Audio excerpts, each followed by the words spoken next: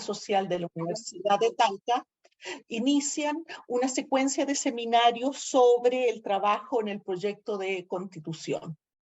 Al efecto, se han organizado 3 seminarios en los cuales se analizará los derechos del trabajo en la nueva Constitución, en el primero de ellos, que se realiza en el día de hoy, los derechos de libertad sindicales, que se realizará el próximo jueves 18 de agosto, y el seminario sobre los derechos de la trabajadora en un análisis de perspectiva de género, el jueves 25 de agosto.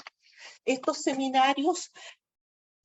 estos seminarios participarán profesoras y profesores de Derecho del Trabajo de diversas universidades del país, desde la Universidad Católica del Norte hasta la Universidad de Magallanes. Agradezco desde ya a nuestras panelistas y a nuestras y nuestros panelistas de estos seminarios. Por ahora, iniciamos el seminario de hoy sobre los derechos del trabajo en la nueva Constitución. Se plantean 2 paneles. El primero se inicia a las 3:30 sobre el derecho del trabajo y el trabajo decente, las diversas dimensiones de su contenido. Y en segundo lugar, el segundo panel se inicia a las 18 horas sobre la participación de los trabajadores. Previamente, y en este espacio que disponemos, antes del inicio del primer panel, vamos a dar cuenta de el contenido laboral en la Constitución en una perspectiva sistémica, para dar cuenta de cuáles son los derechos y cuál es la innovación que plantea esta propuesta de nueva Constitución. Al efecto, les voy a presentar un PPT sobre la materia.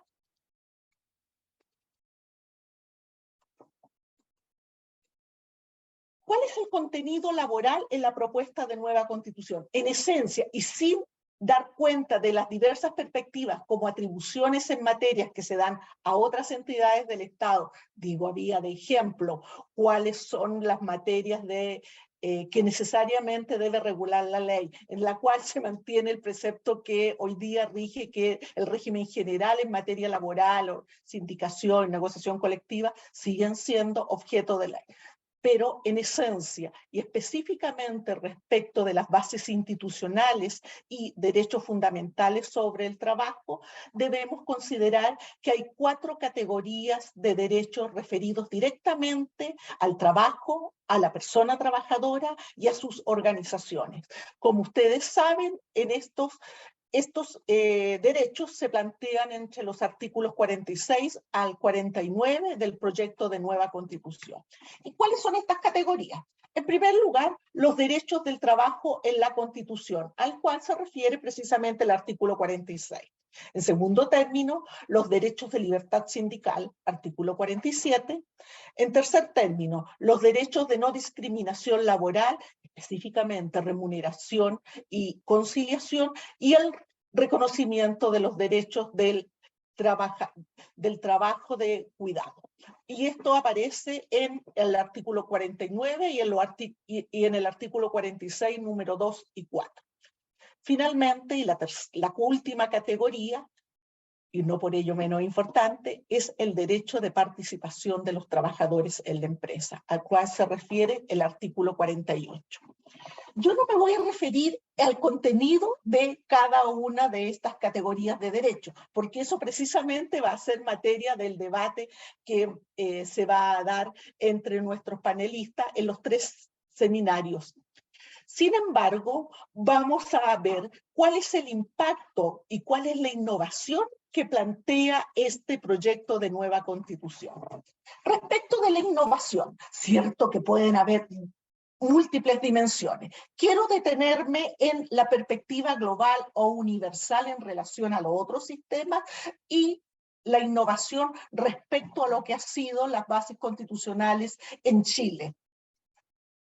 En una perspectiva global, debemos destacar que si bien el trabajo y el valor que éste tiene al interior de la organización política y social, como también específicos derechos de la persona trabajadora, han sido reconocidos por diversos sistemas políticos a través de diversos textos constitucionales del siglo XX. Es decir, En principio, no sería una novedad para diversos sistemas en que estas categorías de derecho ya están en sus constituciones.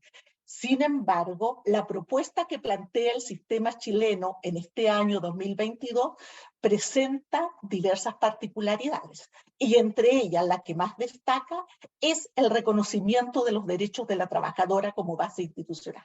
Eso no está en las demás constituciones, y es un reclamo que se plantea en la actualidad, tal como lo han presentado diversas colegas, profesoras de Derecho del Trabajo y dirigentes feministas, en cuanto los derechos de la mujer trabajadora deberían tener base constitucional.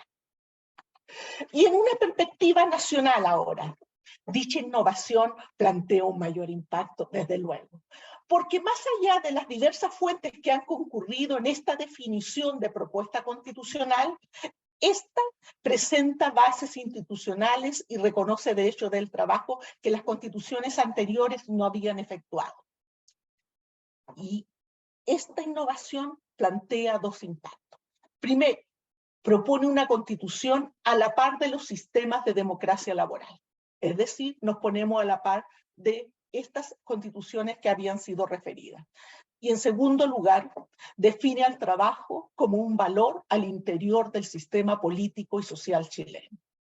Voy a analizar en un momento más ambas dimensiones. Sin embargo, quiero referirme a propósito de las fuentes que concurren, en cuanto esto es muy relevante, porque si, bueno, ¿cuáles son los antecedentes que se han tenido en cuenta para definir estas bases institucionales y estos derechos fundamentales del trabajo?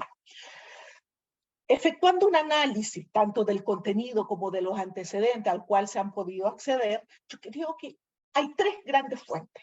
Primero, la evolución del constitucionalismo laboral, y ello en dos perspectivas. En primer lugar, la protección al trabajo y la respectiva tutela. Eso sin duda es una herencia de la Constitución de Weimar en los orígenes del constitucionalismo social en el siglo XX. Es la Constitución de Weimar la primera que reconoce la necesaria protección al trabajo.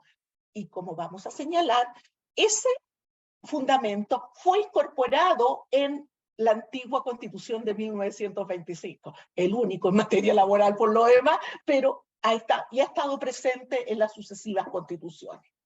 Segunda perspectiva de esta evolución del constitucionalismo laboral que ha sido tenida en cuenta y opera como fuente en esta propuesta constitucional: el reconocimiento de la autonomía colectiva y por consiguiente del sujeto colectivo, la negociación colectiva y el derecho de huelga.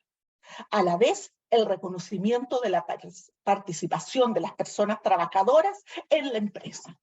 Y esto nuevamente es Weimar.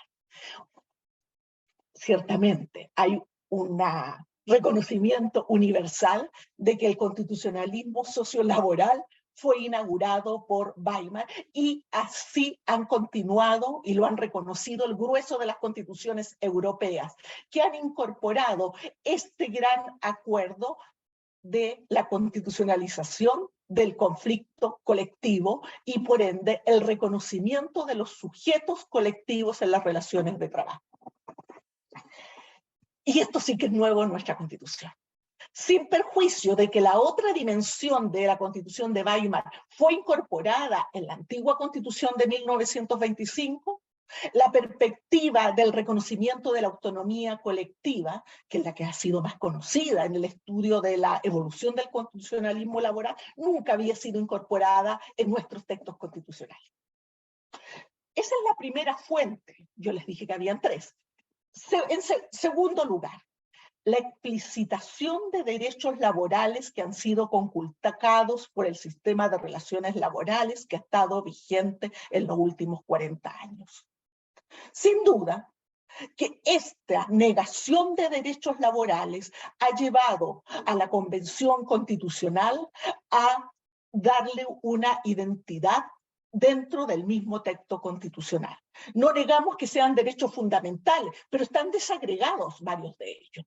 Y me refiero específicamente a la no precarización laboral, al derecho de las trabajadoras y trabajadores a la reproducción, y en tercer lugar, el derecho de los trabajadores agrícolas de temporada. Dada la fuerte conculcación de sus derechos durante un periodo bastante amplio, creo que ha llevado a darle esta garantía constitucional. Y en tercer lugar, o como tercera fuente de estos derechos y bases institucionales, obviamente, y esto es la gran novedad para todo el mundo, además para nosotros y para la humanidad, el reconocimiento de la plena igualdad de las mujeres y consiguientemente de los derechos de igualdad y no discriminación. Esto es transversal, no está referido solamente a materia laboral. Ahora, ¿cómo se configura en el plano laboral o en la dimensión laboral? Ello significa el establecimiento de las bases institucionales que permitan la redefinición de los roles sociales a fin de permitir el acceso y disfrute de derechos por igual a hombres y mujeres. Aquí necesariamente debe redefinirse las bases sociales, porque la mera declaración de la igualdad deja las cosas tal cual están. Aquí es necesario. Y ahí ya no es un reconocimiento del derecho que puedan alegarse en sede judicial. Hay un compromiso del Estado de realizar o asumir las políticas públicas que sean requeridas, como ustedes verán en los diversos preceptos referidos a esta materia. Bueno, creo que aquí hay tres preceptos que son fundamentales, entre otros, porque estoy refiriéndome al tema laboral. Primero, reconocimiento al derecho a no discriminación en la inserción en el trabajo remunerado. Lo que tiene identidad no en el artículo 49, sino que en el artículo 46, en cuanto se señala derecho, bueno, a no discriminación y el derecho a igual remuneración por trabajo de igual valor, reivindicando de esta manera el derecho definido internacionalmente, tanto por la Organización Internacional del Trabajo, en su convenio 100 de 1952, como por Naciones Unidas en la Convención de Derechos de No Discriminación respecto de las mujeres. En segundo lugar, redefinición del quehacer del trabajo reproductivo, incluido el de los cuidados, a través de políticas públicas de conciliación entre trabajo y familia para hombres y mujeres. La conciliación no es un tema de mujeres, es un tema de todas y todos. Y en tercer lugar, el reconocimiento del trabajo doméstico y de cuidados, en cuanto este es un trabajo y que debe ser asumido por hombres y mujeres. Esta fuente es nueva y de verdad nos plantea un desafío a los analistas en general y también a las profesoras y profesores de Derecho del Trabajo. Bien, dichas estas fuentes que plantean la incorporación de estas bases institucionales y de derechos fundamentales, debemos preguntarnos por qué la propuesta de nueva Constitución innova en el ámbito del trabajo y de las relaciones laborales. Ciertamente por su contenido y ello en dos dimensiones. Primero, reconoce los derechos fundamentales del trabajo y en segundo término, establece las bases institucionales en dos perspectivas. De una parte, para un sistema democrático de relaciones laborales a través del reconocimiento de los derechos de libertad sindical, y de la otra, para el acceso y disfrute de derechos laborales por igual a hombres y mujeres. Ahora, analicemos estas tres partes del contenido. Y ahora lo vamos a efectuar en relación a nuestra historia constitucional. Respecto de los derechos fundamentales del trabajo, ¿qué habían planteado las anteriores constituciones? Por si acaso, efectúe el análisis desde la Constitución de 1925, porque ustedes sabrán que con anterioridad no había referencia a los derechos sociales en general, ni del trabajo en particular. En eso, al igual que el grueso de los países, es desde principios del siglo XX en que se plantea este reconocimiento. Debemos saber que en la Constitución del 25, en su texto original, solo se plantea el derecho a la protección al trabajo y a la libertad de trabajo. Sin duda, como la hemos señalado, la protección al trabajo es herencia de la Constitución de Weimar, que fue considerado para incorporar. La reforma que hubo en esta materia de la Constitución de 1925, que fue la reforma del año 1971, denominado Garantías Constitucionales, incorporó nuevos derechos en esta primera dimensión. El derecho al trabajo, que no estaba en el texto original, y reiteró la protección y libertad de trabajo. Pero también sumó el derecho a una remuneración suficiente. Ojo con la expresión. Remuneración suficiente que garantice a las personas, y se explayaba en esta materia esta reforma constitucional. Posteriormente, la Constitución Política de 1980 solamente plantea en esta materia la libertad de trabajo y su protección, suscitando una discusión al interior de la doctrina. ¿Qué es lo que se protege? Si se protege la libertad de trabajo o también se protege el trabajo. Ojo que esta materia ha llegado al Tribunal Constitucional y el Tribunal Constitucional ha planteado diversas posiciones sobre la materia, según cuál fuere la posición mayoritaria en esta materia. Y normalmente la posición que negó la protección al trabajo lo hacía depender de precisamente una especial garantía que incorporó la Constitución Política de 1980, que fue la libertad de contratación. Libertad de contratación es una particularidad que solamente ha existido en la Constitución Política de 1980. En todo caso, hubo una dimensión social en la Constitución del 80 en estos derechos fundamentales del trabajo. Derecho de no discriminación y el derecho a una justa retribución, no una remuneración suficiente. Precepto de justa retribución que no ha tenido mayor desarrollo. ¿Y qué es lo que plantea el proyecto de nueva Constitución en esta materia? Reitera esta constante que ha existido al menos en la Constitución del 25 y su reforma: derecho al trabajo y libre elección. Pero agrega el proyecto de nueva Constitución derecho al trabajo decente y se explaya sobre el contenido de este trabajo decente. ¿Cuáles son las exigencias? Además, plantea el derecho a una remuneración equitativa, justa y suficiente, y el derecho a la no discriminación laboral y prohibición del despido arbitrario. A la vez se reconoce la función social del trabajo y plantea al respecto la debida fiscalización por parte del Estado. Véase las facultades que tiene la Dirección del Trabajo. Y ahora esta particularidad que yo creo que da cuenta de esta segunda fuente del derecho, de los derechos fundamentales del trabajo en la Constitución: garantía de respeto a los derechos reproductivos, de condiciones dignas en el trabajo agrícola de temporada y la prohibición de toda forma de precarización laboral.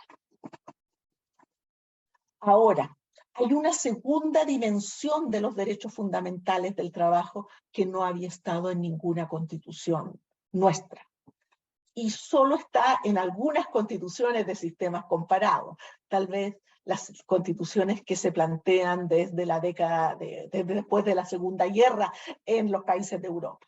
El derecho a participación en las empresas a través de la organización sindical. Hay bastante debate cuál es el alcance. Esperamos el panel que precisamente va a analizar el contenido de este derecho hoy día a partir de las 6 de la tarde. Pues bien, esto es la primera dimensión. ¿Qué pasa con la segunda dimensión, segundo contenido? Derecho de libertad sindical. Les recuerdo qué es la libertad sindical, por si alguien aún no tiene precisión sobre este concepto. Siguiendo la doctrina de los diversos sistemas comparados y la doctrina de la OIT, La libertad sindical es el conjunto de los derechos de las trabajadoras y trabajadores para constituir las organizaciones que estimen conveniente y afiliarse a ellas, sobre todo, para desarrollar actividad sindical, entre ellas la negociación colectiva. Y también se plantea el derecho de huelga. Bien, ¿qué habían planteado las constituciones anteriores sobre libertad sindical? El texto original de la Constitución Política del 25, nada. Y ojo, ya estaba la Constitución de Weimar, que precisamente fue la inauguración de esta dimensión que plantea el gran acuerdo social sobre la materia. La Constitución Política del 25, reformada el año 71, sí se refirió al derecho de sindicación y de huelga. Reconoce el derecho de sindicación, pero le puso límites.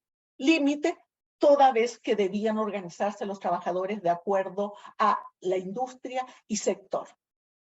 Bastante discutible esa dimensión. Y reconoció el derecho de huelga respecto de acuerdo con la ley que lo regula. Podríamos discutir, pero sí se incorporaron esas dimensiones. La Constitución Política de 1980 es discutible que los haya reconocido. La doctrina laboralista ha planteado un debate al respecto. Solamente se estableció alguna dimensión de los derechos de libertad sindical y lo que hizo fue regular el marco del ejercicio de los derechos.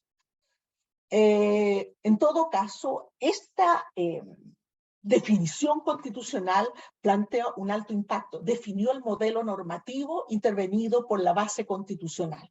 Bueno, de hecho, las bases constitucionales se dictaron conjuntamente con las normas del plan laboral allá en el año 1979. Recuerden ustedes que el decreto de ley 2755 modificó el acta constitucional que regía entonces y se dictaron los textos normativos del plan laboral sobre organización sindical y negociación colectiva.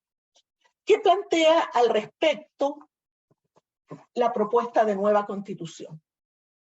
En primer lugar, hay un reconocimiento expreso de los derechos que integran la libertad sindical y así se presenta en el número 1 del artículo 47. Derecho de sindicación, derecho de negociación colectiva y el derecho de huelga. Se plantea una particularidad.